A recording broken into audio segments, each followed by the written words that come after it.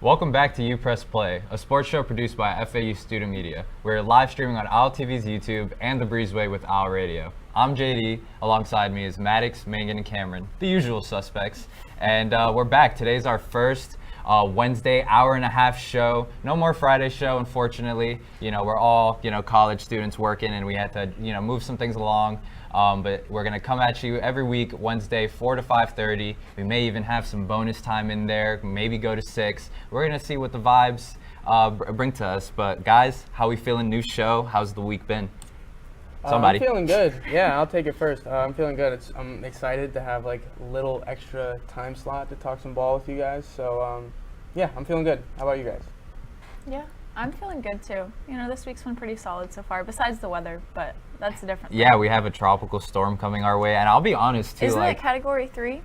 But we're just getting the tropical storm. Yes, yeah. I saw that USF, FSU, they've closed down school for the rest of the week, and I don't want to be insensitive, but usually when tropical storms or hurricanes come around, I kind of maintain the Florida mindset of I bet, let's see. But yeah, everyone please stay safe. According to updates from the school, school will still be running through the rest of the week for the Boca, Jupiter, and I believe Davie campus. But if there's any updates, you can definitely pay attention to UPress online on Instagram and the University Press website. We'll always have those updates for you. But yeah, I'm hoping it stays dry because I want to say for the last 6 weeks, weather has just been consistently rain. I mean, that's the rain season right now. I mean, it's weird because I feel like when it's warmer, it should be more rain. Spring should have more rain, but apparently the fall is rain. I don't know, man. I mean, it's awful too, and I believe we're all commuter students too, so it just makes the commute even worse. And I mean, I have one class that's from 6:30 to 9:30 tomorrow, so if that gets canceled, you'll catch me on Zoom.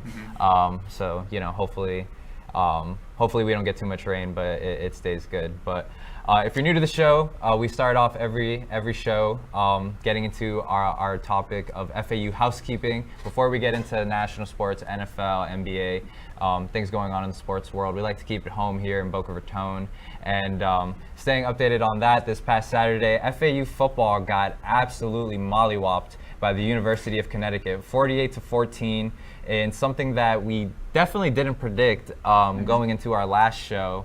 So yeah, I'll leave it open to the panel. Thoughts on the game? I'll take it first. Being that this is my last year at FAU, I have watched my fair share of blowout losses, but last Saturday was by far one of the worst ones I've had to watch. When you talk about getting, beaten in every last phase of the game, that was mollywopped. It was mollywopped. I don't even know if that goes to describe it. They got dominated. I know 48-14 sounds bad, but I think if you watch the game, you'll probably agree with me that it felt a lot worse. Literally from the opening drive, the offense was lifeless. The defense, I think they made a couple of good stops early on. The first drive, they forced a field goal. Then they got a takeaway the second drive. And just the offense did absolutely nothing with it. And from that point on, the rest of the game, it didn't even feel remotely close. Defense got ran on the entire night. I think it was 421 rushing yards. A school record. They gave up a program record against an FBS opponent, which is crazy.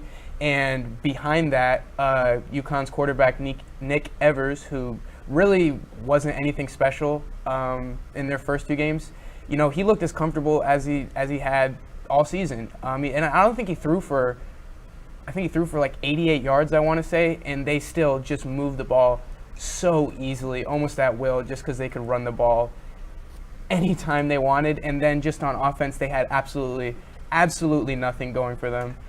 They can't move the ball through the air behind Cam Fancher. And this week, they didn't have a running game to fall back on. I want to say it wasn't 60-something yards that the 2 running backs combined for. So yeah, all that's to say that absolutely nothing was working for them.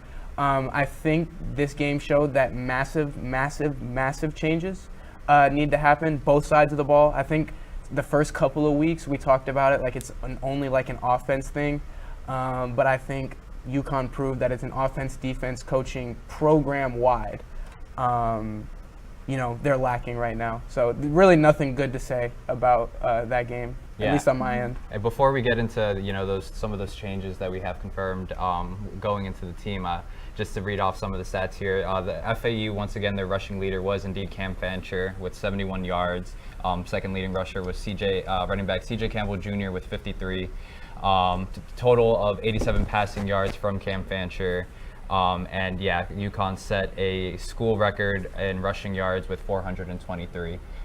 So just honestly, even if you didn't get to catch the game and you just go through the box score, absolute domination. And I think the point that you made that really stands out to me is that going into the season, especially with that first game against Michigan State, we were like, all right, this defense is legit. This is something that the team can kind of hang its hat on. If the offense is just serviceable enough, we could probably the team can string some wins together. But after this game, it goes to show that it's not just the offense. The defense has a serious problem in the run game that needs to be addressed with that front seven. You're right. And it came up yesterday because that's the second time this year that they've given up 400 rushing yards in a single game. It happened versus Army, and then it happened again last Saturday. And Herman said that number's kind of skewed because when you play a service academy that's running the triple option and they're running the ball 60 times a game, and to a degree you're right, but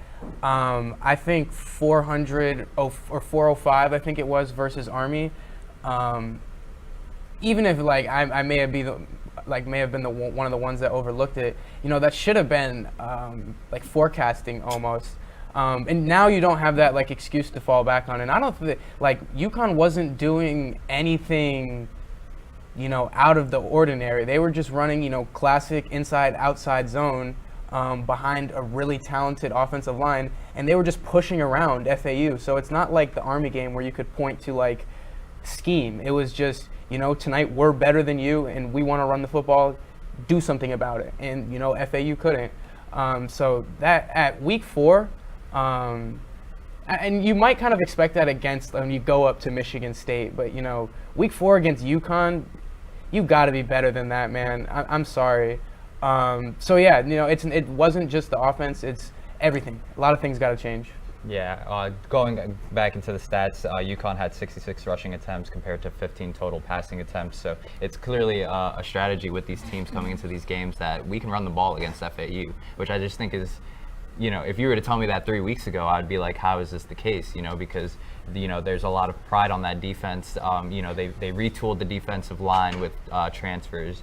Jackson Ambush being the main leader and the captain of that front seven at the middle linebacker group. I think one of the craziest stats to me about this defense is I believe there's 5 to 6 schools that have forced either 5 or 10 turnovers so far in the season, and FAU's up there with Oklahoma and Power 4 schools. And when you see that stat that the defense is forcing these turnovers, it's all right, this must be a pretty good team then. And then you look at our record and you see some of the defensive statistics, it just doesn't add up. You gotta wonder part of it is how much is just the defense getting demoralized by the fact that they have 10 takeaways, and it just seems no matter what kind of situation they put the offense in with a turnover, they can't capitalize on it. So you got to wonder, how much does that, factor into it? But still, like I said, 421 rushing yards in week 4. There's no way to, square that.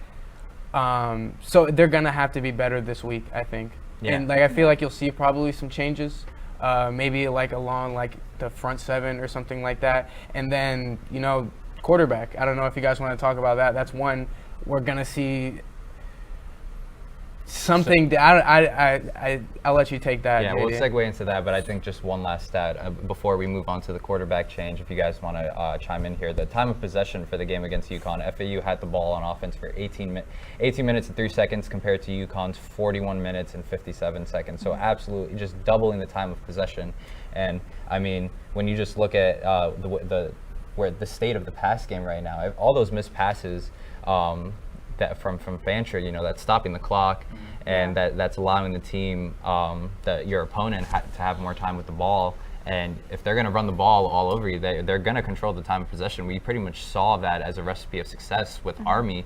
And I mean, if for the rest of the FAU schedule, if they're looking at the Owls like, man, this is going to be a sweet run defense, and we don't even have to rely on our quarterback to be Superman or even do anything out of the ordinary. I mean, what's his name? Nick Evers? Nick Evers. Nick Yeah. Evers threw the ball 14 times. And he didn't have to do anything. Their running back put up video game numbers. Robinson, 156 yards and 2 touchdowns. So, and there was like a couple other running backs with stat lines that looked just as juicy as that. So it's also like just the sheer difference in the time of possession that has to have an impact on the defense as well. Yeah. Like they're on the field for so much longer than the offenses, and if they're just getting ran at the whole time, that is physically exhausting. So. Yeah, we saw in this game, like, okay, the defense, it obviously has its holes, especially with the run game, which that needs to get worked on because, like you guys have pointed out, teams are noticing that, and they're just their game plan for games will just be, okay, just run the ball, and FAU will kind of fall apart defensively, but it still, I feel like, stems down from the offense a bit because if they could actually maintain a larger time of possession, then the defense will have those breaks where they can come off the field for, 4 or 5 minutes, even maybe like 6 or 7 if they could have a drive that lasts that long and have time to recoup or right? Yeah. I don't know. Recoup. No, I don't know why they need to regroup. Like, they need to recoup. They need to regather. They just need to reset, like mentally reset. Just this week at practice, just reset your guys' brains and go into this week with a different mindset. Actually, I want to kind of follow something back on what Megan said about the time of possession, because that was one of the 3 things I had for that UConn game, my stat prediction. I was saying you got to trust the defense will do their thing, and apparently the defense really did, put up 48 points and over 400 rushing yards. Fancher had the offensive line protect Fancher and give him time in the pocket to find his receivers. Didn't really do that, even though he only threw for 1 pick, had 87 passing yards.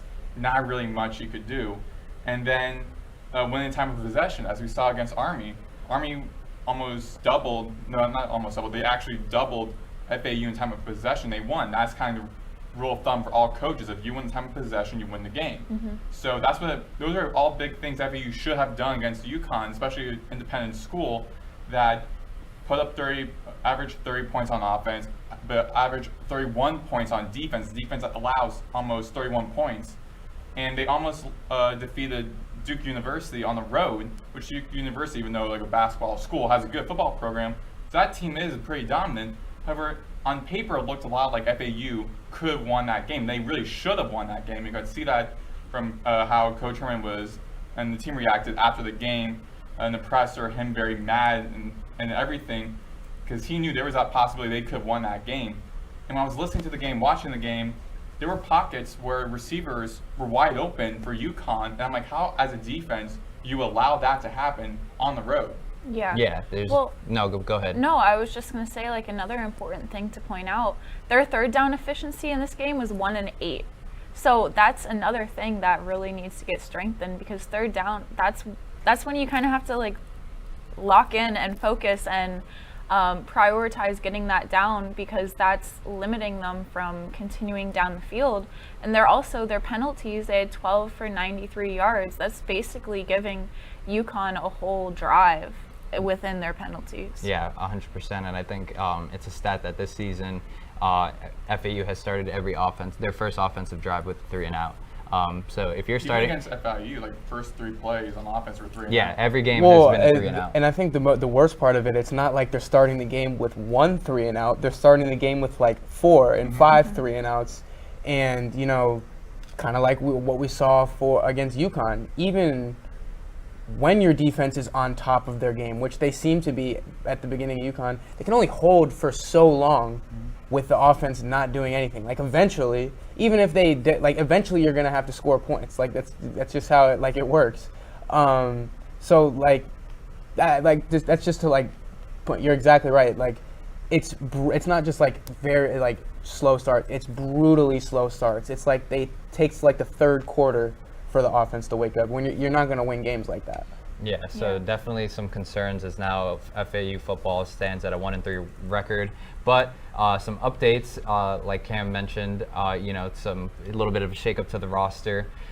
Using actually UP alum Richard Pereira with Athlon Sports, we're going to use his article to report this. It's been confirmed that backup quarterback, I hope I'm pronouncing his name right, Kason Wiseman, transfer from Colorado. A lot of Colorado ties with FAU now. That he'll be slowly getting worked into the rotation, and he should be seeing some snaps in this upcoming game against Wagner.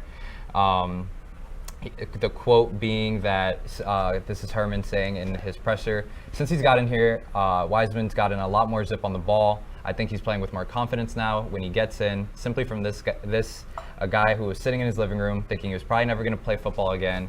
And I don't know if they want me telling me that story or not, but if you didn't, I apologize. But I think that's pretty cool, the growth that we've seen from him, not just emotionally and maturity-wise, but really physically too. The ball is coming off of his hands with more zip. So seems to be that Herman has a lot of confidence in Wiseman to step into this role. But I think what's interesting about this note is that it doesn't seem to be a complete depth chart change as far as knocking Cam to the backup. It seems like there's going to be pretty much a 2-quarterback system coming into this game, and just seeing what you got from that. So I just want to know your guys' thoughts on this update with the team. There's been just doing temperature checks on social media. It seems like fans have been calling for a quarterback change ever since that first game, honestly. The signs have kind of been there. The writing's kind of been on the wall that Fancher hasn't been hitting some of the reads that he needs to, and some of the passes that are there. Even if the protection holds up and the receivers are getting to their spots, there's just one too many throws that he hasn't been able to make. And now, pretty much a third of the way done with the season, it seems as if the coaching staff feels that it's time for a change. So I'm just curious where you guys feel as student journalists. How do you kind of take this for a team that is pretty much not necessarily out of what's the word I'm looking for? Not doing it simply out of talent and an offensive scheme. It kind of seems like a desperation move, in my opinion, kind of having to run a 2-quarterback system. I'll go first. Just disclaimer, this is not a quarterback change. He said there's a scripted place in the game that Kason will take over like a drive. And I say that just because I think this is a very interesting way of going about it. It's almost like testing the waters of a quarterback change without actually doing it, which I think is interesting because one, when you're doing it like this, it's kind of like we're looking at it almost like a quarterback change, but it's not. So I don't know if that does anything for the confidence of Cam Fancher, because we're talking about it as if it's a quarterback change. But I also don't know how confident that would make Kason, because a lot of the time, when there's a quarterback change, it's like, oh, we have the confidence of you to now take the keys to the offense, and it's almost like they're half-stepping that a little bit, which is again, we'll see how that works out for him. I just think it's a really interesting, obviously change was needed. Obviously Cam Fancher has not been, a successful quarterback in his 4 starts for FAU. So obviously a change was needed. A lot of people pointed to quarterback, and I agree. I just think this is a really interesting way of going about it, a lot of the times, because you'll just see, whenever there's a obvious quarterback change needed, those tell the backup, hey, you're our guy now, here's the keys to the offense. Well, I feel like he should almost kind of take this and take it as a chance to kind of prove that he can do it, because they like you said, they're kind of trusting him enough to put him in the game, but not fully. So if I was him, I would be like, all right, I'm going to go on the field and prove that I can do this and that I could work up to being the starting quarterback. And now that FAU's completed their first 4 games, this almost seems like the perfect time to kind of test out a different type of flow, especially since Wagner's their last game heading into AAC play. So let's say that Wiseman has success and they see that he could possibly become the new starting quarterback. This is the time to test that out before they have to go into their conference play. While I agree with you, I'm just asking you, just curious. like if you guys were like Coach Herman, and like in your mind, like, yeah, Casey Wiseman is probably our like quarterback going forward. What would you think what would your like order of business be, like starting him now versus Wagner, or like kind of like what we talked about like with NFL quarterbacks, like letting him ease into it like a little bit? Well, I mean, I know the question was for you, but I wanted to No, jump in on hey, it. go ahead. I kind of meant it for like the panel. Like, I'm just curious what your guys' thoughts are. I think, we've been riding the Fancher train so far this season, so I think it's kind of, he was named the starter pretty early into the preseason, so I think you have to give him the benefit of the doubt. And honestly, I kind of think of it as like the Russell Wilson and Justin Fields situation in Pittsburgh, where the job is kind of up for air, and maybe this sort of competition will kind of it'll light a fire under Cam Fancher, and this will kind of be like, all right, like I'm no longer guaranteed the starting position and I need to lock in. But that also, on the flip side, like Megan said, this is kind of Wiseman's opportunity to prove that he didn't come to FAU to be the backup. He came here to play some football. But what I'm really curious to see with this change is that, let's say, right, I'm going to assume that Cam Fancher is going to start the first drive of this game against Wagner. But let's say that Wiseman steps in and he struggles too. I mean, there's already been conversations about if this is a coaching problem with offensive coordinator Charlie Fry and why Herman hasn't taken over the play calling. So it'll be interesting to see that if Wiseman steps up into the quarterback position and both quarterbacks end up struggling, whether it be protection holding up at the offensive line, receivers not getting open, I think that would be honestly worst case scenario for this program, that it doesn't matter what the answer is at quarterback, because there's just such a structural issue with the football team that simply just taking one quarterback out and plugging another one in isn't going to fix this problem. So it'll be interesting to see. But I see Maddox wrote here in the question. Do you want to set up this question and where your thoughts are coming from this one? Yeah. So of course, it was listening to a lot of like the tone for the broadcasters when they were calling the game against FAU and UConn, how their tone of it and what some of the questions they're asking was, should be a change, like what JD said. So I was wondering, I'm asking for the panel, should Coach Herman be fired? No. I will say, I think if you're, I need more clarification on this question. Are you talking about mid-season? Or are you talking about the end of the season? No, you don't need more clarification. No. I promise, and I don't mean to, sorry if I have, a holier-than-thou tone. I promise you, getting rid of your, head coach in the middle of the season can only exacerbate, the existing You're you're fanning the flames there. Right. I agree that, stuff has to change. If we, want to salvage, a decent season, want to compete for a bowl game, getting rid of your head coach and completely starting over makes that incalculably harder. I can't. I don't even can think of the words. Restarting with a whole new coaching staff, having to build a new rapport, having to re-win over a locker room is gonna make whatever you're trying to accomplish so much much harder. That was definitely a first take type of question right there. Wait. Let me change the question now. So you're saying Coach Herman should be fired? Should Charlie Fry? I'm not. I would say I'm not in a position to say yes or no. But I think everyone's made it clear that offense, something has to change. I want to say pretty much every major offensive stat, FAU ranks 120 or below out of 133 FBS teams. That signals something's wrong, something's got to change. Now it's on the coaching staff to answer the questions. That's what they get paid for. Is it the quarterback that's got to change? Is it the play caller that's got to change? Obviously it's something. Now it's on them, who gets paid to do this kind of thing, to figure out whatever that might be. Yeah, because think of what JD said, what if Kaysen and Cam, they both played about the same number of snaps, same number of possession for FAU in that game. However, Kaysen also doesn't do well at, or even better than Cam. So now, after that game, would you then start going back to that question, is a head coach and not. I mean, maybe. I mean, maybe. I guess we'll just have to see. Maddox wants head to start. I'm saying he's over it. But like again, like something has to change. I guess their call now is I guess we'll try something new at quarterback. So I guess we could like predict, will this work, will this won't. I think that's kind of useless. I think it's glad that they're recognizing change, because I think we all saw it, that they need to change, and we'll have to see if it works. Yeah.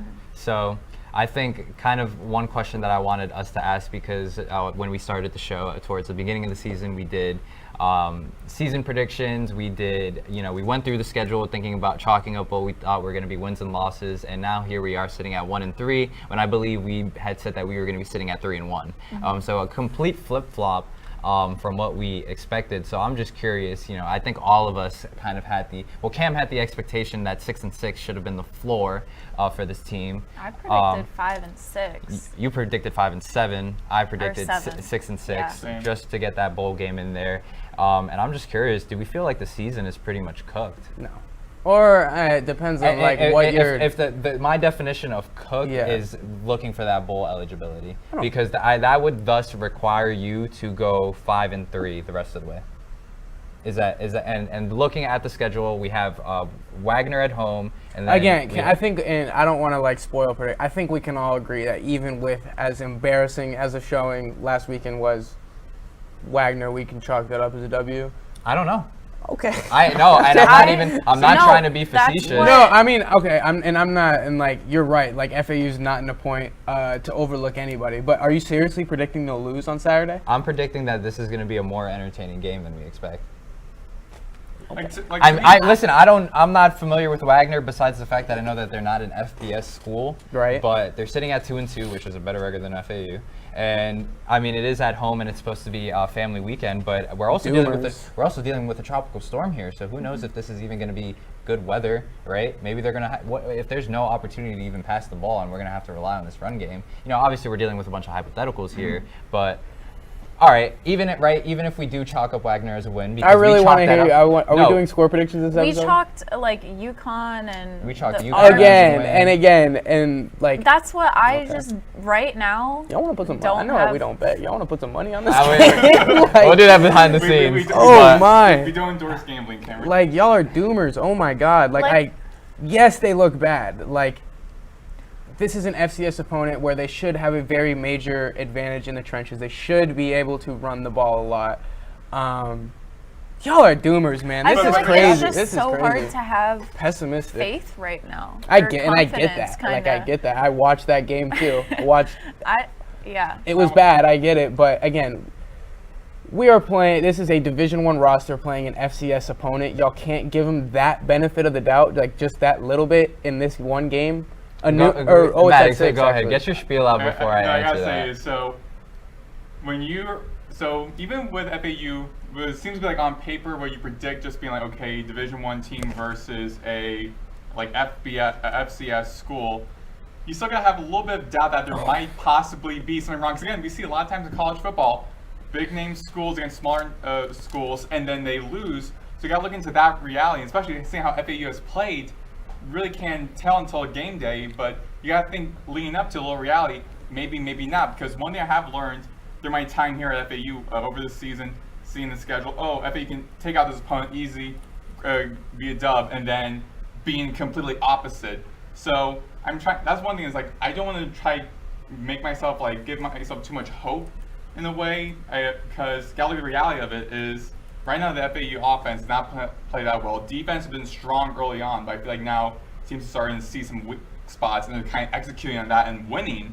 So you gotta try to keep some reality set in. Where like, sure, everyone wants their team to be undefeated, but there are some games where you can win, some games you can't. Wagner is a very important game to win, especially since before going to conference play. I feel like that's why it was very smart from Herman to kind of deviate both playing times for both Wiseman and Fancher, but. I mean, against Wagner, at least have a little bit of doubt, possibly, Cameron. Do we? This is why I follow up on that is you have to think with this Cameron's pissed. Y'all are crazy, no, bro. But my point being, and I know you should pull that up.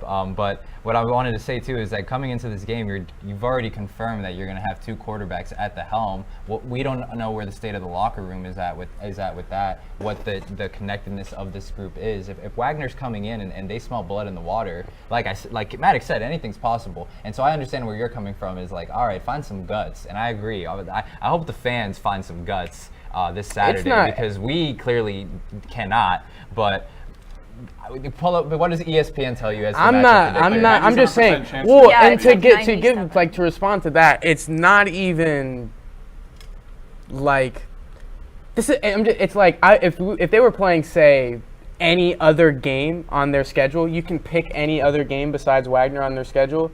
I would be hearing all the things you guys are saying. And because I'm saying them too, like I hear you guys, I understand, like, but against this opponent, I really have enough trust that they can get it done. And just a couple stats for you guys. ESPN Analytics matchup predictor, 96.8% chance FAU wins. The line is FAU is a 28-point favorite. All right, so let me ask you, Mr. And again, I don't I don't gamble, nor do I live and die by like what the metrics say. But like, come on, I watch that game. I get it's bad. I'm predicting like they win by 14 or like 17. Here's what I'll say. Cam Doomers. No, but here's what I'll say about this game, right? Even if, like, magically, let's say FAU covers the spread, right, and they win by 28 plus, I still don't see this as a get-back game for FAU. That wouldn't be, but, like... Because all of FAU's But you're just saying if they were to lose, to put it in perspective for you, if they were to lose to Wagner, yes, probably, then they would, to answer your question earlier, then maybe, okay, that's how... like monumental of a loss that would be. However, also if FAU beats Wagner, then it's like so FAU only wins against FCS teams. That's not something you want to be known for as a program. You're exactly right. Which is why this. I don't want to say this is like a gimme win because I don't want to like dunk on FCS opponents because FIU just lost to FCS Merrimack. So it can happen, or Monmouth, excuse me, Monmouth. So it can happen. It's not gonna happen this Saturday. If I had to guess it. What I want for us to do is going into this game against Wagner, since we can definitely talk about it to death and disagree with it. I want to go down the panel. We'll start with you, Cameron. What the panic scale is at for you personally going into this game? Forget, if we think they're going to win or where they're going to lose. Coming into this game Saturday, on a scale of 1 to 10, what's the panic scale for FAU football? The same as it was after the UConn game, 6 probably, because it's it's bad, but it's we didn't have the craziest high of aspirations. So I think, like I said, the floor of 6-6, a bowl game, is still within reach, if you ask me. Yeah, I would, looking at the rest of the schedule with the AAC, I'm of the belief that the AAC is getting stronger every single year. So going into this game against Wagner, if we're going to chalk it up as a win, I would put the panic scale probably at a 6 to a 7. But I'm still not really encouraged. Even with a bye week after that game, I'm still not encouraged going into conference play. Mm-hmm. So I'm kind of confused. If you, 10 is, you're really panicked? Yes. Okay. It's that they're going to lose. Just for overall the season temperature check. Yeah, for the season. I feel like I'm at a 7. If they lose this game, it might increase to an 8. If they lose this game, the panic scale exploded and the room's on fire. 11 yeah, but I don't know. I'm just going to say 7. I don't really have... Megan doesn't want to speak no more because you went in. No, I'm sorry. I got My confused bad. by the question, and then my brain just was like... My bad. Yeah, because like I said, I'm confused too. So you're saying for panic scale, for us, we have a panic scale? I thought this was I pretty thought it was straightforward. pretty I thought it simple was pretty question. straightforward. Wait, are you referring to the team, the locker room panic scale? Yeah, if you are involved in FAU football, how panic are you going before this game? Oh, okay. Okay, yeah, 7. Yeah. Because I'll confidently say 7 because they just had a embarrassing loss. Like, and now you're going into this game where ESPN's saying that you should win 96.8 to 3.2%. So I'm panicking, and I'm like, if we don't beat them by at least, like Cam said, like 14 or 20, then yeah. Again, and if they're in a if they're like in a dogfight with Wagner, like a game where it's like Right, even if they win, but they by the skin of their teeth. Yeah, the panic scale is going if up. they're, I would say crank it up. That's almost as bad, I think, as losing. Which again, I think goes to shows just how much they should win this game, even with all their struggles. But Maddox. I also gotta agree with you guys. I do believe we'll be right. Right now, it's like a 7 for the panic scale. Even if they do win against Wagner, I still feel like the panic scale is going to go up like 1 notch, just because, like JD said, the AAC is a tough conference. It has to be arguably the best like group of 5 conference in college football, in all of college sports. And so you're going against North Texas, a home game, and in a couple of weeks you got a bye week. That's good. However, I mean, I haven't really seen much any games really from North Texas really on the record off the top of my head. However, even if you win against Wagner in great fashion by like 20 or even more points, still it's going to FCS school, and then you're going to play against teams around your level in your conference, and you're already started the season off 0-1 in your conference. My panic scale will still be going up at least 1 notch regardless. I think the only way the panic scale, even with a win, comes down from this game is if we see anything encouraging from Cam Fancher that'll answer these questions about him being quarterback 1, or if a receiver steps up to the plate, but more importantly, staying on the quarterback thing. If Wiseman steps up to the plate and he shows that he's the guy to run this offense, then I think the panic scale can actually come down a little bit, because that will thus allow you that bye week to pretty much change the offense and let the team change know the that. playbook around him.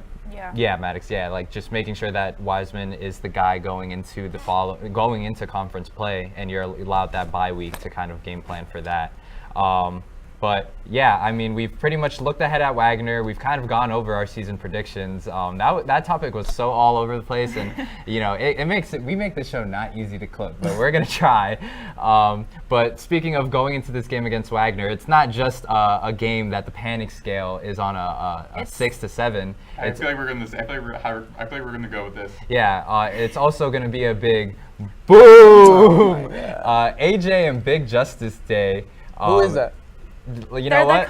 They started out as the Costco guys. They're on they started out on TikTok, I believe, and they were going to Costco, and it's a son and dad duo, and they would go to Costco and they'd get like the chicken bake and like the cookies, and then they started going to different food places, and if they liked it, they'd go boom, and then if they didn't like it, they'd go boom. I'll read See, this is why I'm not a social media influencer. No, they're not doing a podcast too. I'll read the press release for those that don't know from FAU Athletics. Florida Atlantic Athletics has teamed up with Boca Raton residents and social media superstars AJ and Big Justice for AJ and Big Justice Night on Saturday, September 28th, when the football team hosts Wagner at FAU Stadium at 6 p.m. Can't believe this, man. Wait, talk about the boom pack, because that is crazy. We'll get to that too. Okay. The father and son duo have boomed, which is pretty much like their key slogan, to fame with their massive social media following by engaging fans of all ages with their food critiques and other entertaining antics. They are scheduled to participate in various activities throughout the night at FAU, like the student tailgate, joining the Owl Walk, meet and greet, and things like that. And what Megan had mentioned is that they are doing a boom pack. I can't. I gotta say. I gotta say boom. No, but I have to say boom. It's part of it. It's the vibe. They're doing the boom pack, which is 4 FAU tickets for $25. So just, you know, obviously an interesting attempt by the marketing team to kind of, you know, bring attention to Florida athletics. Plus for like family weekend as well. Yeah, and it's also family weekend, so, you know, just so many elements going into this football game. But I just want to know, you know, with this day and age of social media and, you know, social media influencers that we in, is this as I wrote it in the show sheet, is this a W move by the team, or is this kind of just like, what are we doing? I'm not gonna say anything, bro. Y'all can take this one. It's just, when I heard about it, I was kind of like, what? Just like, really? They're coming here? You know, I forgot that they were local to the area, but it's kind of, I don't know, how many followers do they have? It's just, I guess it's kind of weird to me that social media influencers are really becoming such like prominent now, and where they're coming to athletic like events and projecting their whole, because they're trying to have the biggest boom. What does that mean? It just means, what does that When mean? the entire stadiums all say 1, 2, 3, boom. Please be for real. Like, please, can we This is just why the focus game's on the on- football games? Thankfully, the game's on ESPN Plus.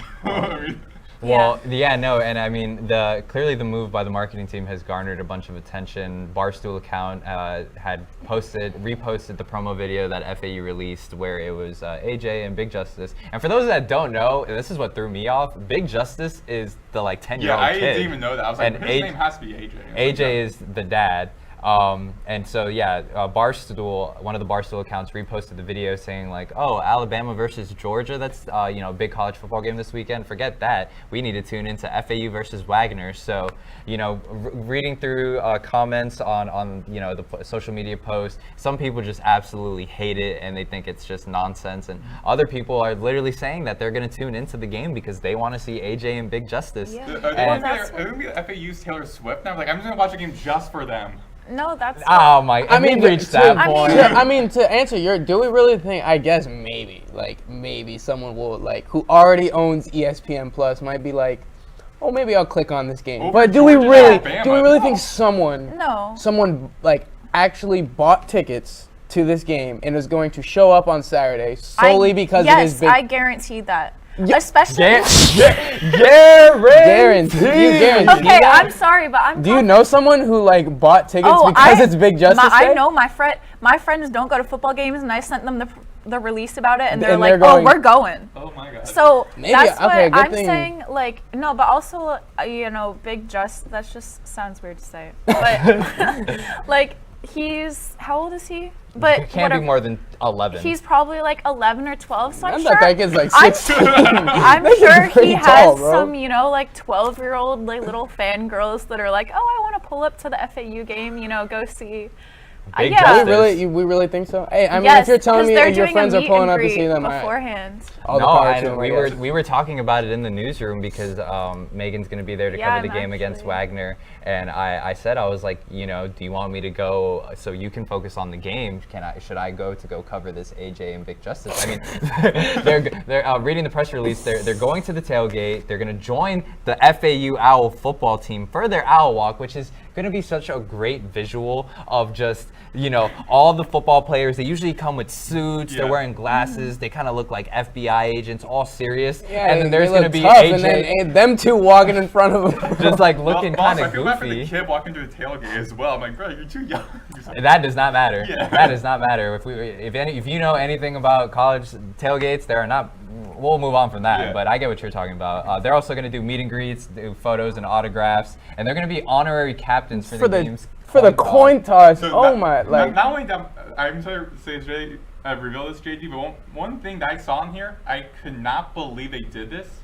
Attempting a field goal during the game. No way you're gonna have them dressed Where up did in you see tats. that? Attempting- They're Wait, going what? to the field and kick a field goal. No, I don't think they mean. Yeah, for like the in between- score. yeah, I mean- yeah, I don't like, think in that it's between, gonna be like, like 4th and 3 and like rolls out Big Justice for like the 43-yard kickoff. Honestly, I think that's at like wouldn't even- halftime. AJ's a long snapper. Yeah, like I think that's I mean, it halftime. could just be like, maybe not halftime, maybe like in between quarters, maybe, but There's nobody else we could. Okay, but we're over here debating if this was a good play, and it clearly was by the media 'Cause we're team, talking because about it. we've We're been literally- talking about it for like 10 minutes. Oh, wait, point. You have a point. You have a point. So Wait, it's what? definitely working to get the team more recognition and just school in general. One thing I want to say though is I don't want to like throw any shade on the Justice fan or the cops. That means he's about to throw I shade. don't wanna do You're that, about to however, get thrown nasty I feel like this is such a controversial, like weird thing they like FAU marketing did. Like I understand like them trying to get people to the game, but it just seems weird trying to do as a marketing stunt. It seems like I'm trying to think. I had a word originally, but like it seems seems a little like kind of desperate in a way. But like, here's like these big TikTok sensations for like family weekend, and then you're trying to like promote it too much in a way, getting all this like great, all these like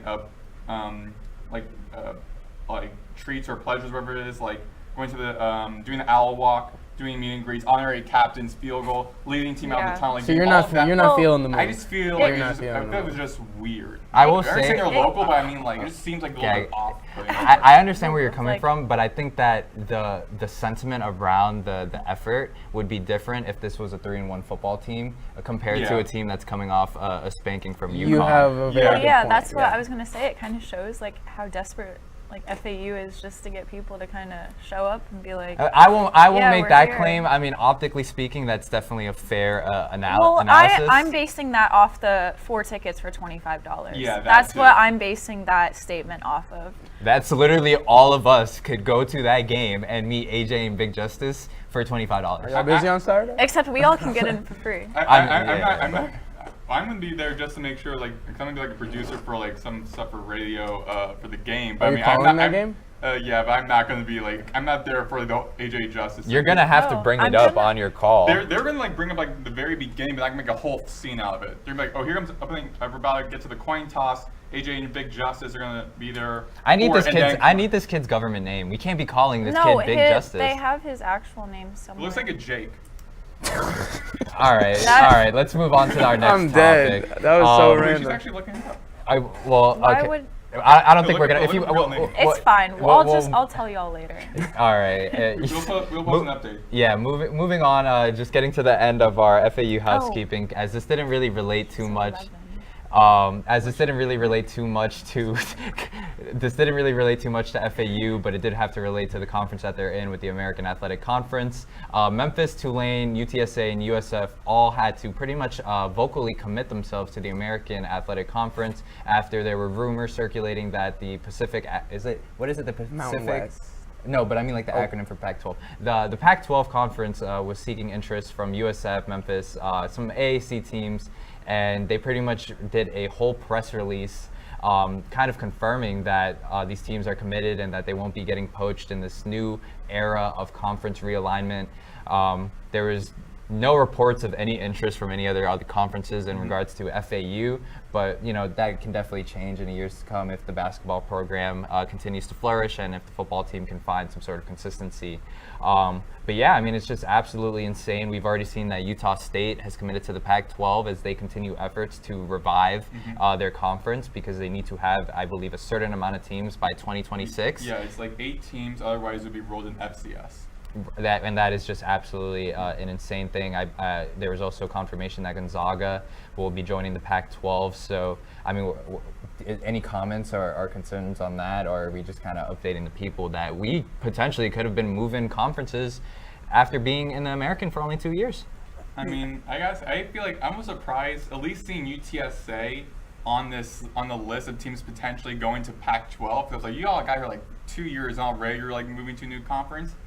So I feel like for the conference realignment kind of like surprised me in that sense. I think though it was like great seeing that fellow schools in the conference are saying put, not kind of giving in to this like NIL thing, the like big money contract thing, which caused realignment.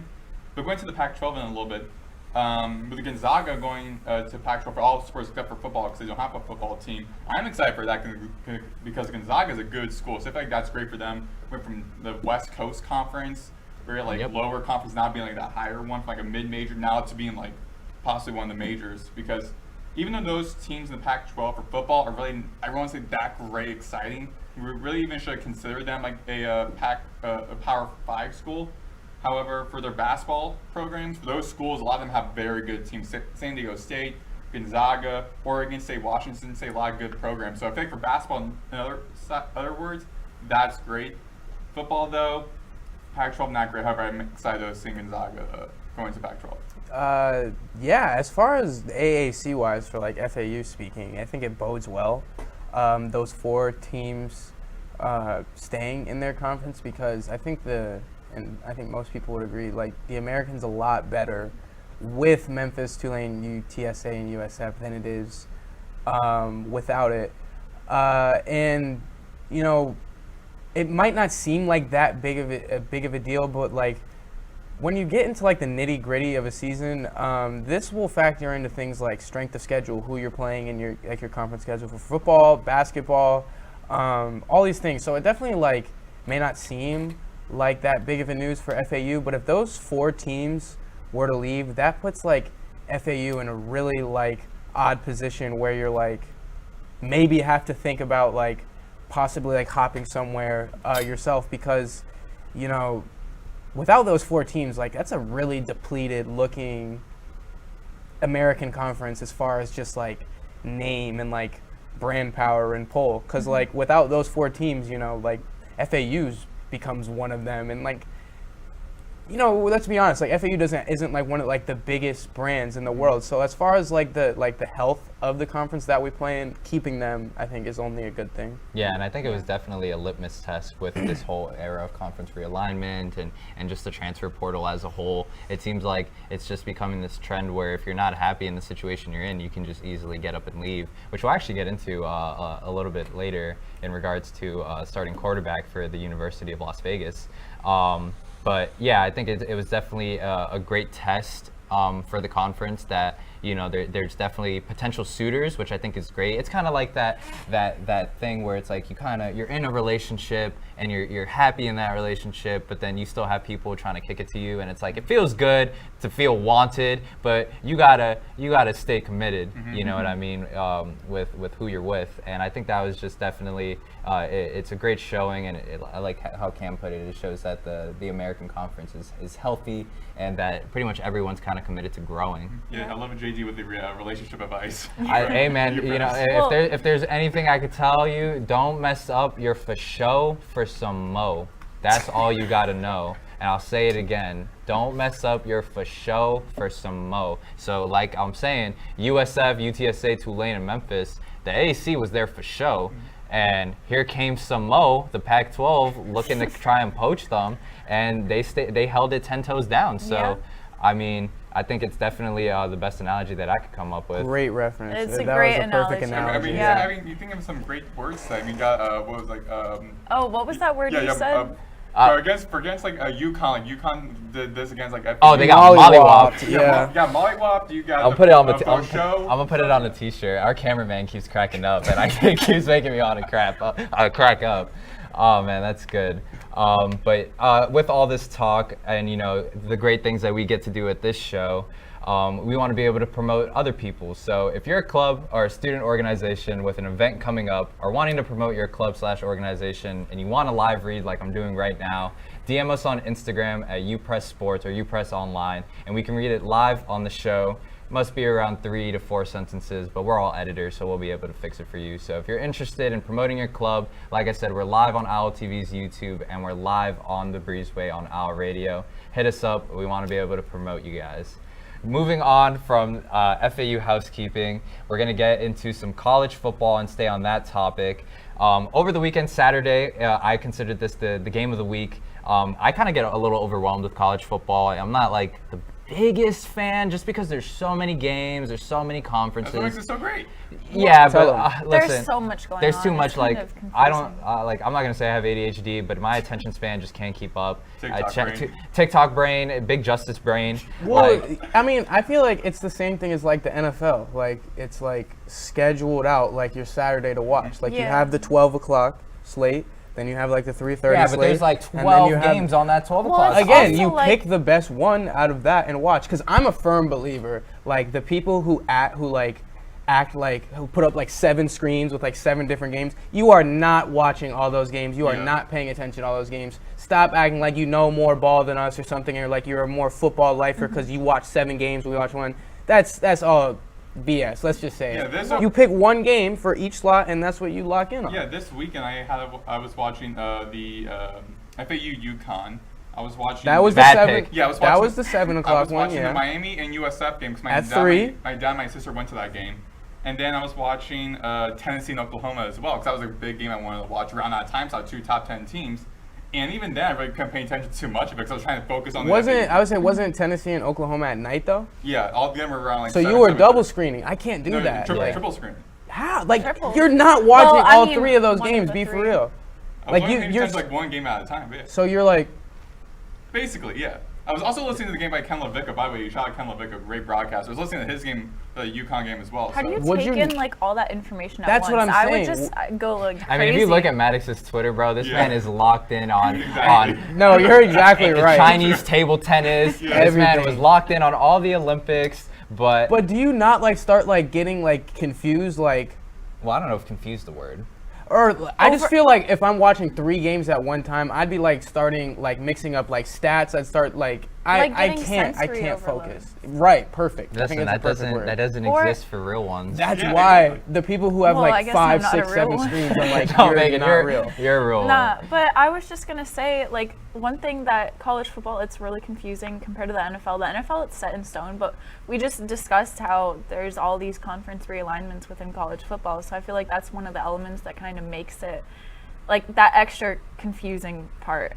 Yeah, I agree 100%. But if you're going with if I'm going with Cam's strategy, which is locking in on one game, the one game I was locked in for was Colorado against Baylor. Mitchell, if you could run that clip, please. Former FAU Owl LeJontay Wester with pretty much the game-saving catch. Just delivered an absolute rocket from Shedeur Sanders into the end zone to pretty much save the game as the clock ran out and they ran into overtime. To me, I'll just go ahead and say it. I think Colorado is the most entertaining team in college football. Obviously, they're not great. But I just think between all the media attention with Deion Sanders and the antics on that team, I mean, they're loud, they're in your face, and it makes games like this just 10 times more entertaining. It seems like every game that they're in is just an absolute dogfight, and I think that's kind of what I'm looking for in a college football team that I have absolutely no stake in. If they win or lose. If Colorado loses the rest of their game, the rest of their season, but it's a 1-point game every time, I'm going to be tuned in. Even if I know going into this game that it's going to be a loss, I'm just absolutely entertained with that offense. Travis Hunter, to me, is the most entertaining player in college football. The fact that the things that he's doing on both sides of the ball, to me, that was game of the week. I'll give you that they're definitely not boring. The most entertaining, I don't know. Just because, like, I don't know. I didn't watch except for, like, the fourth quarter and overtime of the Baylor game. The only, like, Colorado game I've sat down and watched was Nebraska, and they got beat down. That was not entertaining. So I challenge you, maybe watch one of the rest of the games on their schedule, because they have a pretty intense schedule, one of the toughest in the country. I don't think a lot of those games are going to be very entertaining because they just have to play like a gauntlet the rest of the schedule. I'm going to try to pull it up while I'm still speaking, but if I had to put money on it, I'd probably say that Baylor is their easiest remaining game, and I'm trying to look at it right now, and yeah, they play. I'd probably say at UCF maybe, but UCF's a lot of talking heads. They're not in the AP poll this week, but a lot of analysts or whatever have them as like a top 20, definitely top 25 team. So UCF might give them a run for their money. I don't know. I just think when you factor in all the things that have made Colorado football. I mean, you have like Quavo and other rap stars pulling up. You have celebrities wanting to pull up. I think that's got nothing to do with what happens on the field, though. No, but it adds to that. It adds to the entertainment factor because this is a production that we're paying attention to. And so I will say, obviously, there's definitely going to be more entertaining games, especially if Colorado, there's definitely a strong possibility with the remaining strength of their schedule that it's just absolute blowouts, like the Nebraska game. But there's a chance they don't win another game all year. And that's 100% a fact, but I think if there's any chance of it being competitive, I'm going to be tuned in. I'm tuned in to Travis Hunter. We already have the FAU ties with LeJontay Wester. I mean, he's been doing absolutely incredible since he's transferred. Which is awesome. I'm so happy he's doing well. Which is great to see. Yeah. I mean, I'm locked in. I was locked into the Tennessee-Georgia game as well. Obviously, anytime it's AP-ranked teams going against each other, and if it's in a primetime slot, I'm going to tune into that. But, I mean, I don't know. After that Baylor game against Colorado, I was absolutely sold on this team for the rest of the season. Even if they go on to not win a single game, I mean, I feel like every game besides that Nebraska one has been fairly entertaining. Like, for me, I mean, when you were saying the words, like, entertaining, I was like, how do you define entertaining? Right, thank you. Because to me, I was like, yes, they are entertaining with a lot of, like, your big name stars, all that, like, stuff that makes them, like, very popular on social media with, like, Shedeur Sanders rapping thing, or, like, some of the smack talk, like, the coach makes, like, offensive, like, the players make. However, I also find them it could be a little bit annoying in a way, because, like, with Shedeur Sanders, like, he would, like, talk smack about his offensive line, and the next week have have him and like this receiver. Tell him, Maddox. Tell him. Trying to like apologize to them and the media at the same Tell time. him. And also with Deion Sanders, it's kind of like I just have like it's really hard for me to try to choose if I like Deion or not. Because of course, like legendary NFL player, he's giving a lot of opportunity for a lot of players, making built the program to be now a very well-known like program. However, just things he like says like with like the media, he's like, oh, certain like local media, like yeah, I'm not going to speak to you. Not a huge fan of that. Or like telling players, hey, my son's having a rap song party, you have to attend this. Like, I don't like that. However, there's other parts where like I saw this on social media recently, where like the players in the camp, not after like practice, were all like having fun and whatnot. And I was like, no, redo practice because y'all like barely won that game against Baylor. I am not letting y'all like think like just like let loose and have fun because you did not deserve that. So I feel like there's a lot of different ways to look at Colorado. Definitely entertaining in the way, but it's just how you define entertainment. You don't take the like drama element as entertainment? I do. However, I think that I kind of think that's what he's saying. It's like kind of like. It feels like it's a double-edged sword. Like you kind of like entertainment, but also sometimes entertainment can be annoying. I kind of get what you're saying. I get what you're saying. I feel like y'all sound like some old heads. That's all. Are we haters? You guys? No, because Cameron's young, so. Cameron actually make me feel old saying that. I hope you know. But no, Cam is pretty much all of. We're all in the same age range. He's not Unk, but he's definitely. We say that with love and pride, because you have a lot of great experience as a student journalist. Question for you guys though, since we're like on the topic. Say like hypothetical, their remaining 8 games of that is they go 1-7. You're Colorado's athletic director. Are you bringing back Deion for a 3rd year? Yeah, I think the revenue, I don't think that's even a question. I think the revenue that this guy's bringing in, regardless of if they're winning or losing, is just absolutely insane. I mean, when you look at all the stats, admissions are up. Everyone's going to the football Just for reference, games. that would be like, I'm trying to do math here. That'd be something like 5 and 14 or something like that. Back-to-back 4 and 8 seasons. Yeah, you're exactly right. That would be, that'd be 8 and. With JD though, it's like. If we're not firing Tom Herman, we're not firing Deion Sanders. That's a good completely different program. The athletic director may not care about that because now how college football transitions, like no longer much of like, it's more about based on money, more economics, more money, especially when we soon talk about the UNLV guy. A lot of it's about more like money, not so much, I feel like more about like the product you play. It's more about the profit. So exactly. So like so back-to-back 4 and 8 seasons, like you're saying. I think you give it at least another year. Really, you would? Yeah, I mean, he's brought in like great stuff to the like. Not even just the program, viewership the school. Of the school in general. Is the athletic? So. I'm sorry, but is the athletic director? Is he also like the vice president or whatnot for? I have no idea. Because if he is, I thought also could be a thing in place as well. It's like, I'm saying you're the athletic director though, and your coaches went 4 and 8 back-to-back years. Because everyone always says money talks, so I feel like it kind of. Talk to him, man. I feel like it kind of applies here as well. Well, do you not doubt that, after money might shoring up after back-to-back 4 and 8 but see, now we're digging too deep into hypotheticals here because now we're also, this whole hypothetical predicates on if this the rest of their season is straight up L's, which I think there's at least a few more wins on there. Really? Yeah, they got a mixture of maybe like. Listen, anything is possible in the words of Kevin Garnett. Okay. All right, so. Thank you. See, yeah. Oh my God, Boston fan. You had to bring up Boston. Let's move on. But yeah.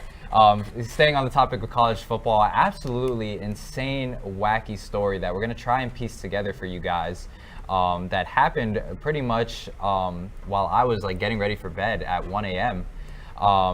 Starting quarterback for UNLV, Matt Sluka. I hope Sluka. Thank you. Yep. I'll start that all over. UNLV starting QB Matt Sluka announces he will redshirt and not play for the rest of the season. The University of Las Vegas is 3-0, and they're also a front runner for the college football playoff game, a group of 5 spot.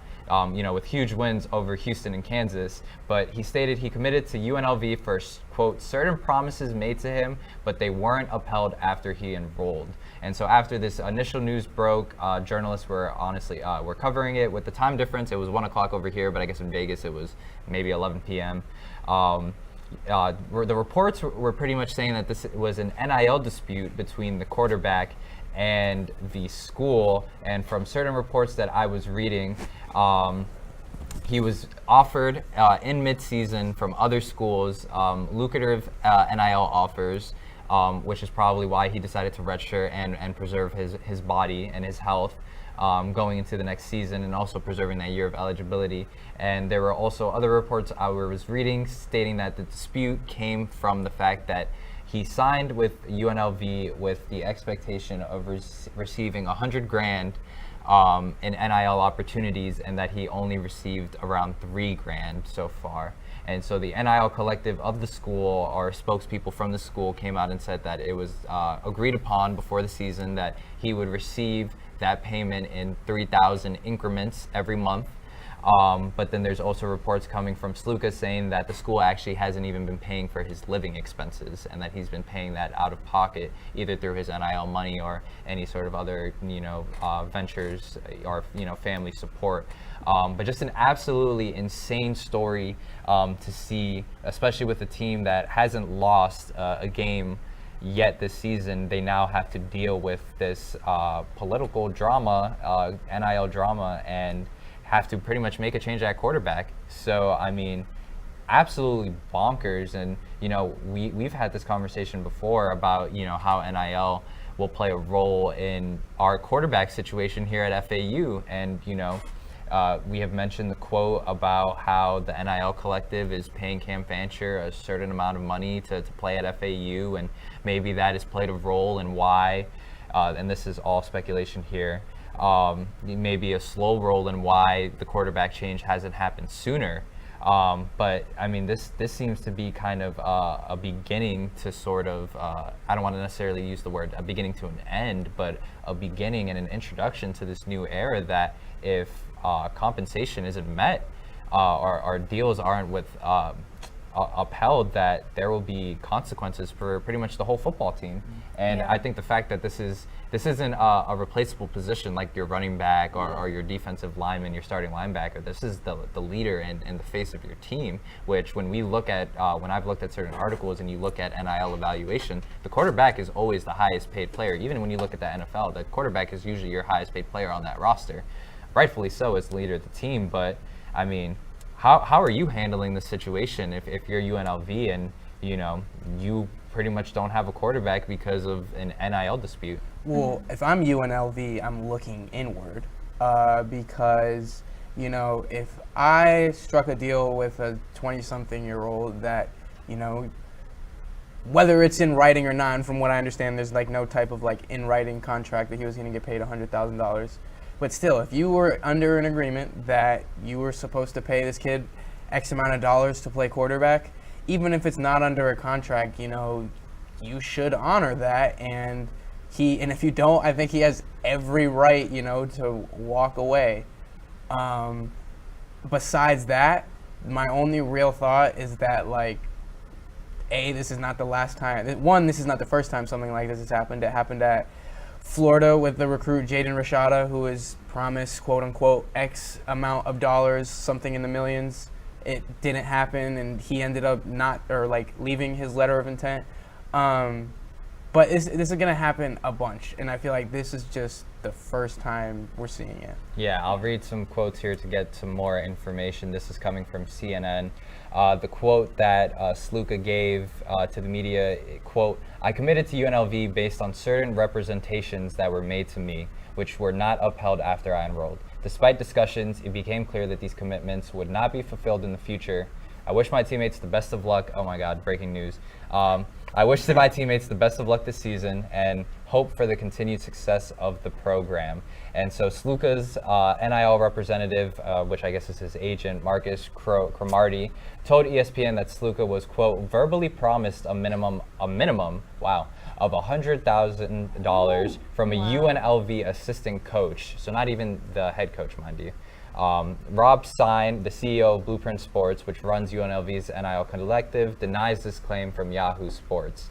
UNLV Athletics later issued a statement reading, quote, "Football player Matthew Sluka's representative made financial demands upon the university and its NIL collective in order to continue playing. UNLV Athletics interpreted these demands as a violation of the NCAA pay-for-play rules, as well as Nevada state law. UNLV does not engage in such activity, nor does it respond to implied threats." UNLV has honored all previous agreed upon scholarships for Matthew Sluka. They have now removed him from the football team's online roster, and it is assumed that he will be transferring after this year. This whole situation kind of seems like a lot of like hearsay. You know, it's really interesting to read and hear that he has an NIL representative, and that representative didn't tell him get this like a signed contract, because verbal stuff, it still should be followed through, but it's not as official, and you can't hold someone to their word unless you have it like throughout audio or something, because a person can always be like, no, I didn't say that, or, you know, try to take back on their word. And it's just, this whole situation just shows how much power I feel like college athletes have now, because it's almost like an employee.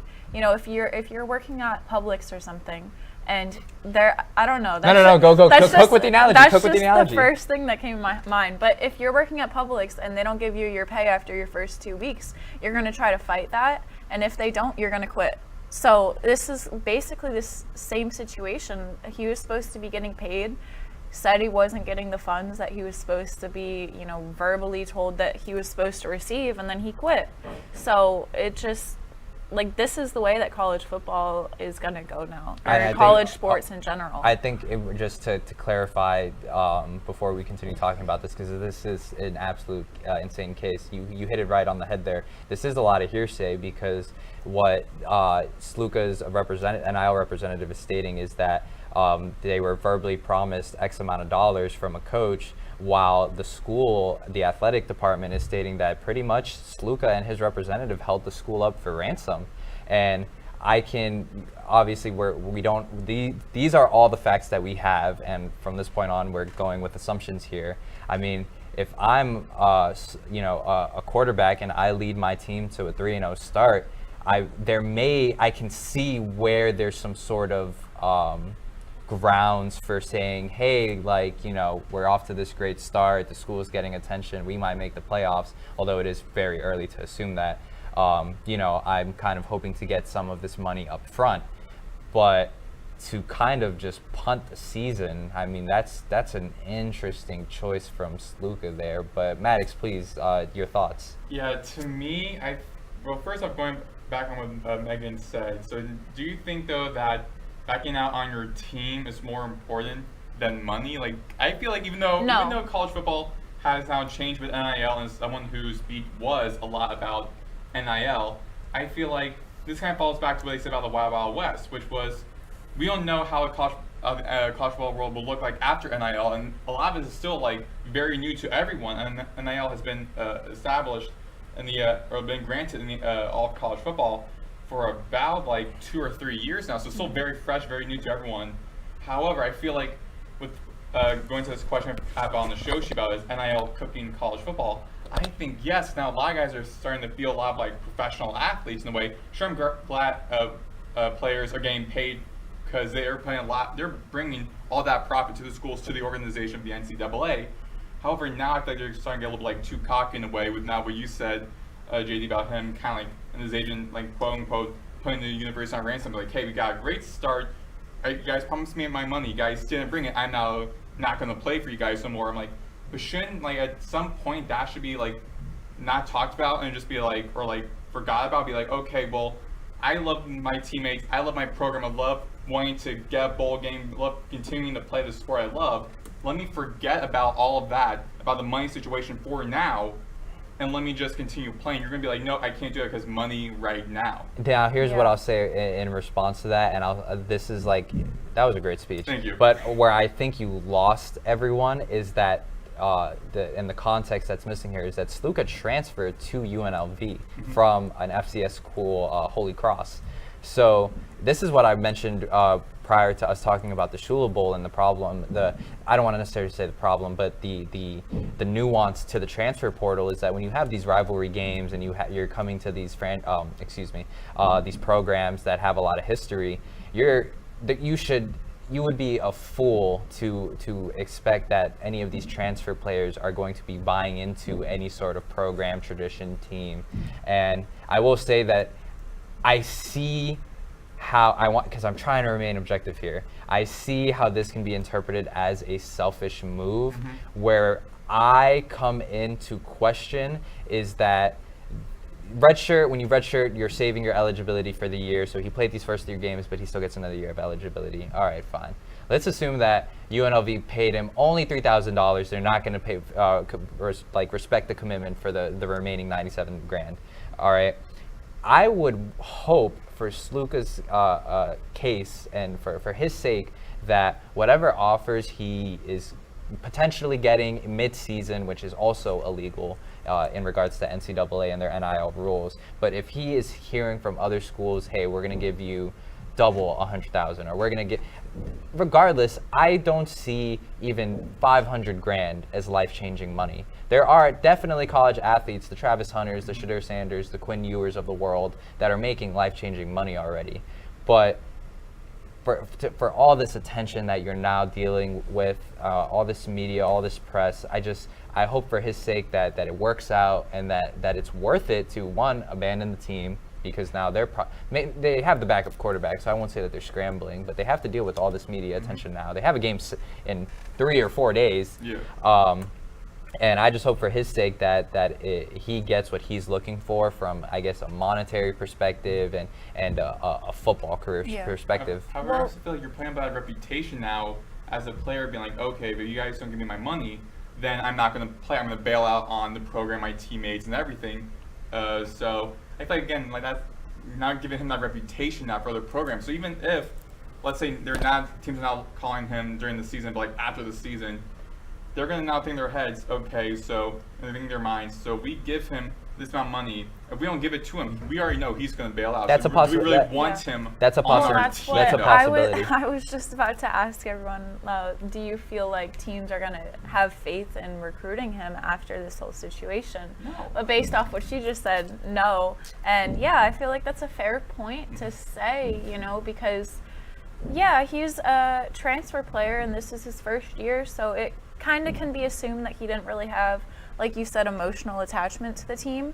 So I think that's if you're another school, like, wouldn't you be concerned that, okay, you're receiving this transfer quarterback, this situation just happened last year, he won't have emotional attachment to us as well, like, what if something, Just go back to Holy Cross, man, at this point, I guess, man. And another, as we were having this conversation with our university press advisor, Wes, it also comes into play the education aspect. When you transfer, not all your credits transfer. You have to make sure that the school even has your degree. So that's why I am just thinking about, Sluka and where his head is at, because there's no prioritization, I guess, about your education, and you're probably, I'm assuming that his head is at I'm trying to max out my potential as a football player and make as much money as I can. But yeah, I mean, I think that's definitely a valid concern of if there's even going to be teams that want to recruit somebody who was willing to go through all this. So to me, it makes me just want to assume that there's way more behind the scenes in regards to what's going on with the program and the promises that were made to him. But I just think the staggering thing to me is when you're a Group of 5 school and you have 2 wins against Kansas and the University of Kansas and the University of Houston. I mean, there's so much potential there. And I just think the fact that this is how it was handled, I always go back to the article that you wrote, Maddox, for the UPress. This is the Wild Wild West, man. And it just seems like that the NCAA at some point is going to have to step in, and there's going to have to be contracts. Maybe there's going to have to be a salary cap. There's going to need to be more regulations, because this is also a copycat world, and I can definitely see scenarios where if there's players, not even just the quarterback, but just players that are in a similar situation where NIL collectives were promising X amount of dollars and they received a fourth of that players will use their redshirt eligibility, and redshirt, you're only allowed to play 4 games. So if this is going to if this might be a thing that consistently happens across the board, it's going to be within the next week, 2 weeks. Mm-hmm. So I mean, just an absolutely insane story, and it'll be interesting to see how this affects college football and the payments with NIL going forward. And hopefully FAU never has to deal with something like this. But I mean, I wouldn't be surprised. Staying on the topic of college football, but keeping it home at FAU, Ole Miss, led by former FAU head coach Lane Kiffin, is currently the number 6 team in the country. They're just absolutely rolling on all cylinders.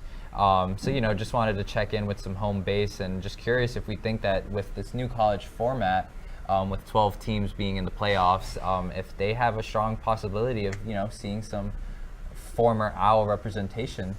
It's very hard to make a prediction like that this point in the season, just for speaking for Ole Miss, because I highly doubt that they'll win the SEC and get that automatic playoff spot. But playing the schedule that they do, and if they can get to the end of the season relatively unscathed.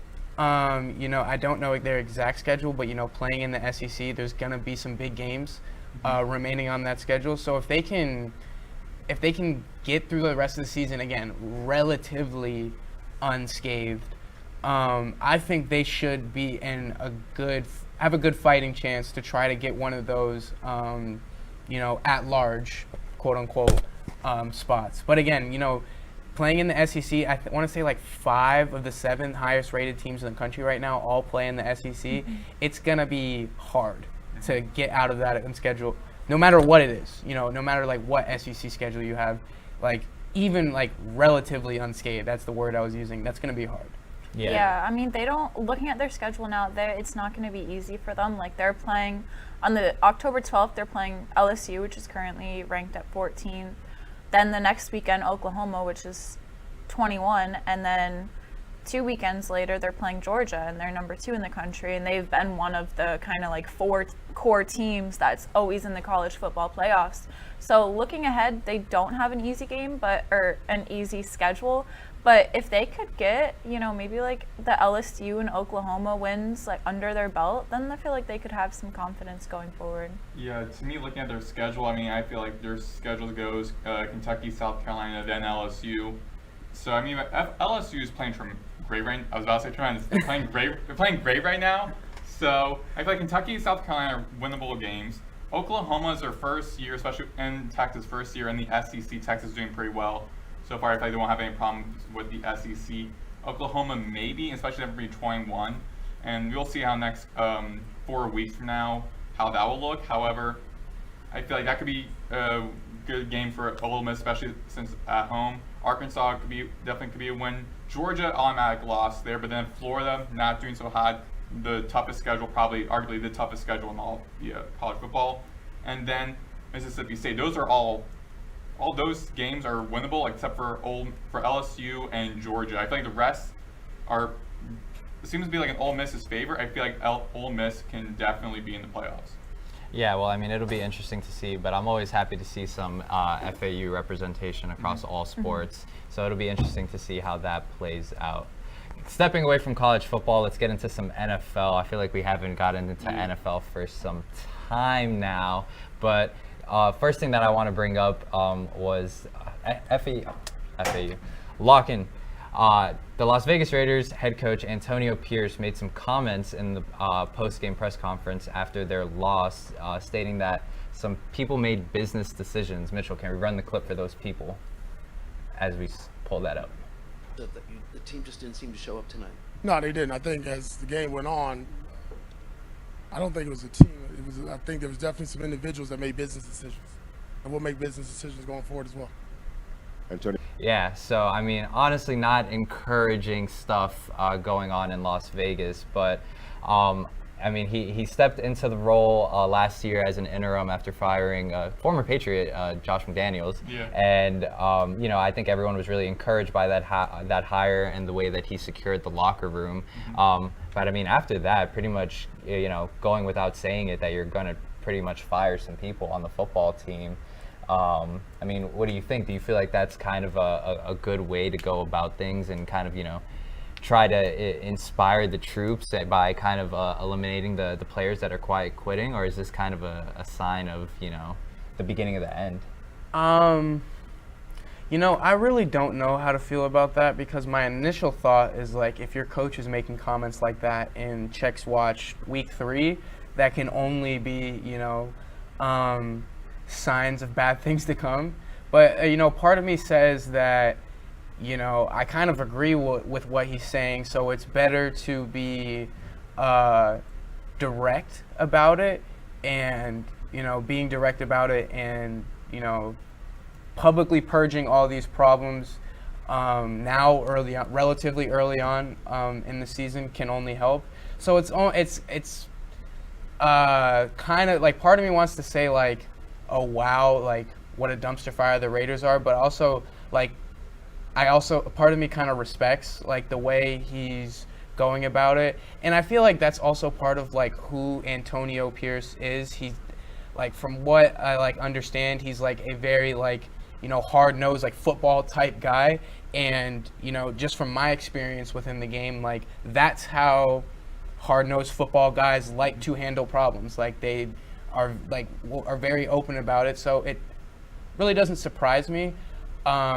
I'm curious though to see how like his team responds, because I feel like some groups of guys might like, again, purging your problems out in the open might help, but also I think another team might like turtle almost whenever your coach is like really holding you accountable like that. So we'll see. To me, I feel like the NFL is a very competitive league, especially with the AFC, which I believe is definitely out of the two conferences the most difficult conference. Why? Especially. What? Like because the Patriots? Is that why? No. I'm just wondering. I was saying because you got the Chiefs in that conference, you got the Bengals, you got the Ravens, you got the Steelers, you got the Texans, you got the Colts. Okay, I thought you were just making like a joke, like, no, it's like the toughest because the Patriots play there. No. I was like, okay, we're just gonna let this go. NFL is a very tough league. The AFC is a very tough conference. You're playing in a tough division against arguably the best team in the NFL right now, the Chiefs. And of course, NFL pro sports is a business. You're getting paid. Players are getting paid multi-million dollars to play the sport, and so these are grown men. So Antonio Pierce is gonna be like, listen, this is a business. If any other place in the business world, if you don't do what we pay you, you're gone. So he's saying, listen, you guys didn't perform to expectations I was seeing from you guys the past couple of weeks. Still early on in the season, I want to make some changes. I'm gonna be upfront saying, hey, you guys are not playing up to what we want. So if you guys are making the business decisions to not do your job all the way 100% through, we're going to make some business decisions and let you go because you're not doing what we paid you a lot to do, what we expected from you. Man, that was you had me ready to run through a wall right there, Maddox. No, but I think the one thing that I really am curious about, right? That's definitely important, and I agree 100% that if these guys get paid millions of dollars to play a game of football, and if you're not trying to tackle guys, or if you're not running at 110%, especially playing for a guy like Antonio Pierce, like that's just not going to slide. But I think the controversy and the reason why it got so much media attention is that this was something that maybe could have been addressed in the locker room, and he instead decided to bring to the podium for the media to thus now talk about. So I think that's definitely an interesting choice, and they currently sit at 1-2 on the season. And third in their division. Obviously, lots of football to be played. But like you mentioned, a tough division. Denver Broncos team that is trying to find their identity with their rookie quarterback in Bo Nix. The Chargers with a new head coach that's in John Harbaugh, that's sitting above 500, and the reigning back-to-back Super Bowl champions in the Kansas City Chiefs. There's definitely no room for a lack of effort, especially when you're dealing with such a lack of talent in comparison to the rest. I guess we'll just have to wait and see how that plays out. And in a few weeks, if Antonio Pierce isn't the head coach anymore, then, man, I really would hate to be a Raider fan. But, with, talk shows like this that we run, and as Cam always likes to remind us that it's super early into the season, we're going to come in with some overreactions regardless. So with it being week 3, there's teams that are above 500, and there's teams that are under 500, are right there smack dab in the middle. But I'm just wondering if there's any teams that jump out to you that are just absolutely surprising with the way that they're performing. I'm going to go first, and I feel like this is probably, I hope I'm not stealing everyone's choice. Pittsburgh Steelers sitting at 3-0 with Justin Fields sitting at the helm. lots of familiarity here to my left. I think that just is working out.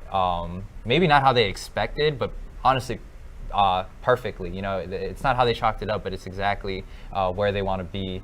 Because the conversation around the Pittsburgh Steelers for the last few years has always been that they're always going to be that middle of the pack team. Under Mike Tomlin, they've never had a season where they've been under 500. But it's a matter of making the playoffs and actually doing something with that playoff spot. And I think this is honestly a perfect opportunity for them to take advantage of. With the situation being in the AFC North. I've always said that I thought this was the most competitive division in football, and it seems to pretty much flipped itself on its head.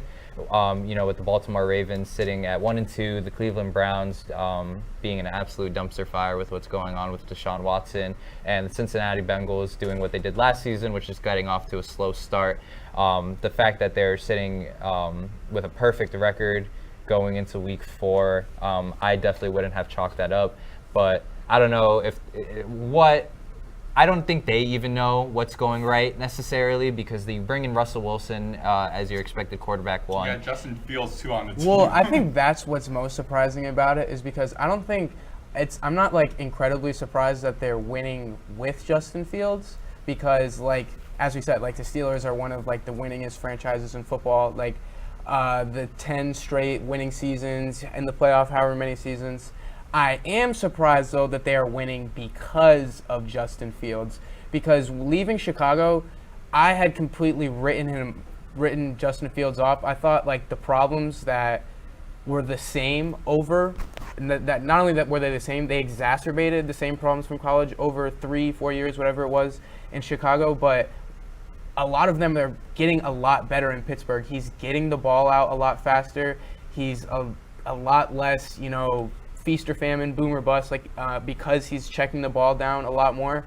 And, some people might use that against him, his unaggressiveness, but he's almost or at least 3 weeks now, he looks like a completely different quarterback just because of how efficient he is compared to how he was in Chicago, which is credit to Pittsburgh. Chicago, they could not figure out how to be successful with Fields, and they've just kept it simple with him, made it easy on him, and they found success already. So credit to them. Does it make you feel? I'm sorry, Maddox. Does it make you feel any type of way that your Bears are sitting at 1-2 with Caleb Williams? No, because it's not if the Bears had Justin Fields right now, they'd be 3-0. Because yeah, that's definitely a lazy narrative. I mean, I don't want to add Disney like that, but I don't feel again, Justin Fields is a different quarterback for 3 weeks than he has been in Chicago. So if he still was there, I doubt all the strides that we've seen for 3 weeks would be there. Partially, and again, a lot of it has to be with Pittsburgh playing to his strengths when for 4 years Chicago failed him. Yeah, I think that's definitely a great point. But, that's definitely my surprising team right there. I'm shocked that the 49ers are 1-2 right now. Just because I haven't seen their second 2 games, but I kind of caught a little bit of their Jets game, and they looked so solid. And, last year, it almost they went to the Super Bowl. So just seeing the loss against the Vikings and then now losing against the Rams, too, I guess I kind of thought that they would start out more like the Chiefs have, not necessarily 3-0, but at least 2-1 or something like that. That's really the main thing that's kind of stood out to me this week. I think that's definitely interesting. They are dealing with a lot of injuries on both sides of the ball, but it seems like for the Chiefs, not to really, to rope them into the conversation, but they never deal with Super Bowl hangover, and I feel like this is something that's always been a problem for other teams. Is when they lose that Super Bowl, it's really hard for them to recover. And the hope is obviously you're dealing with a shorter offseason when you make it that deep into the postseason, but health has always been a concern for the San Francisco 49ers, and last year was kind of the one season that they were able to put it together. And now that they're dealing with injuries to George Kittle, Deebo Samuel, Brandon Ayuk dealing with the contract dispute in the offseason. I think that's definitely a valid one there. They're sitting at the bottom of the NFC West, which is a division that they pretty much ran for the last few years. So it'll be interesting to see how that pans out for them. Yeah, for me, my surprise team, actually kind of going back to what Cameron said about how Justin Fields played against the Bears, now going to this new team. You always want to see that players who didn't do so hot, had a lot of like heat, a lot of like back talk about them, a lot of criticism by the media, but then going to this new team and like starting the season all over again, starting their career all over again. Love to see that. Same goes for the Minnesota Vikings, 3-0, with originally had their rookie quarterback, J.J. McCarthy, starting the season. He got injured week 1. Then comes in Sam Darnold from a bad season with the Panthers, I believe was his last team. So now him, 67.9% completion rate, 657 completion yards, through 8 touchdowns, only 2 interceptions in his first 3 weeks here. So you'd love to see now he's already changed his career actually over from how he originally started with the 49ers, not so great, Panthers, not so great, Jets, not so great, and now going to Minnesota and revived his career in a way. So I think that's one team that surprised me is how the Vikings, with this team 3-0 right now, being led by. I picked up wind out of my sails there because I was about to say my surprise is the Vikings 3-0, and not only that they're undefeated, but they beat 2 Super Bowl contenders. One in the Niners. I would say two really good teams in that 3. And I think just we all collectively wrote them off a little bit. Definitely me. I figured they'd be probably 3rd or 4th in the division. I was leaning towards 4th. But through 3 weeks, not only they look like they probably have a chance to win the NFC North, but again, they beat 3 teams that we had, or 2 teams in Houston and San Francisco that we were these are probably 2 teams that we're gonna see in the conference championship. So and to be doing that with Sam Darnold, who's elevated his play from any other year we've seen, that's 100% my. Yeah, I picked him up on waivers. That is currently my starting quarterback because in one of my fantasy football leagues, I had Jordan Love, and he's out until to be determined. And then I actually have Jaden Daniels on my bench and Sam Darnold. So 2 quarterbacks that I actually weren't really expecting to be all that have kind of, stepped up to the plate. And yeah, I mean, I think this NFL season has just been really interesting to start as far as the parity. And, I'm always a big fan of seeing different teams, shine and go on to the playoffs. But it's early and, there's definitely tons of football to play. We have a whole semester pretty much to kind of go into that, but I just think week 3, I think a lot of talking heads in the media said that in week 3 there's no such thing as a must-win game, but I would say that there's definitely some can't-lose games. And I think certain teams, for example being the Cincinnati Bengals losing to the Commanders, I feel like that was definitely a game that you couldn't lose, because now you're dealing with an uphill battle the rest of the way. So it'll be interesting to see how this pans out, but I'll be honest, guys, I'm getting kind of tired. And this is our first hour-and-a-half show. I think we absolutely killed it. So we're gonna wrap up out of here. And Maddox, kick us off. Where can they find you? They can find me on Instagram at MaddoxBlade04 and on Twitter at Maddox Greenberg. You can find me on Instagram at Megan_Bruinsma and Twitter Megan Bruinsma. You can find me on Instagram at jd.delcastillo and on Twitter at jd_Delcastillo. You can find me on Twitter at CamPriester247. Once again, thank you for tuning in to our UPress Play show. We'll be back next week, Wednesday, 4 to 5:30, with updates on this Wagner game and the boom that we'll be seeing then. There'll be tons of topics for us to get into. Make sure you follow us on Instagram at UPress Sports and on Twitter at UniPress Sports for any updates. But yeah, it's been a pleasure, guys.